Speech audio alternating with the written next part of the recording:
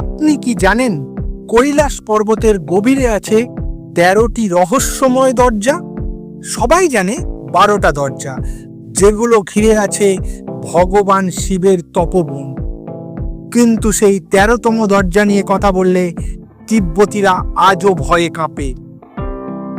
সবাই বলে ওই দরজা নাকি কোনো গুহা নয়, ওটা একটা সময় আর বাস্তবতার মাঝের সীমারেখা।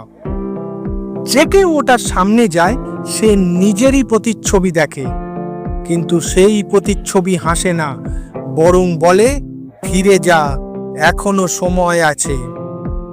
এক লামা একবার সেই দরজার মুখে পৌঁছেছিলেন। তিনি বলেছিলেন দরজাটা আলোয় নয়, ছায় তৈরি। আর ওখান থেকে এমন এক শব্দ এসেছিল যা মানুষের কানে শোনা যায় না, শুধু আত্মা শুনতে পায়। সেই লামা বেঁচে ফিরেছিলেন, কিন্তু ৩ দিন পর তার চোখে পাথরের মতো নীরবতা নেমে আসে। তিনি আর কোনো দিন কথা বলেননি।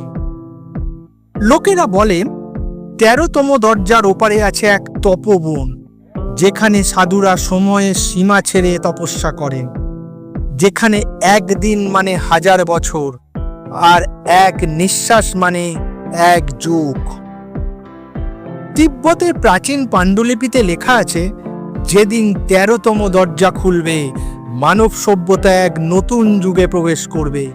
কিন্তু সেই দরজাটা আজও নড়ছে বাতাসের সাথে, আপনার নিঃশ্বাসের মতো নীরবে। আপনি যদি সেই দরজার সামনে দাঁড়ান, সাহস করে কি ভেতরে ঢুকতে পারবেন? কমেন্টে জানান আপনার মতামত। আর আরও অজানা এরকম পৌরাণিক রহস্য জানতে এখনই সাবস্ক্রাইব করুন মিথিক বাংলা, যেখানে পুরাণ জীবন্ত হয়।